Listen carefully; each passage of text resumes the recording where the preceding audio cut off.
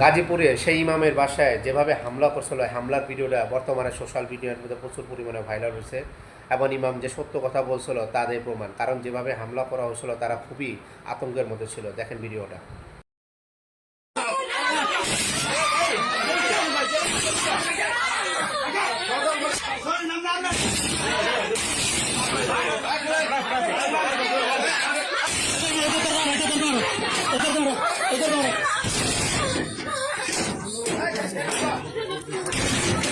ভাই আমার বাসায় তো হামলা করছে মেয়েরা।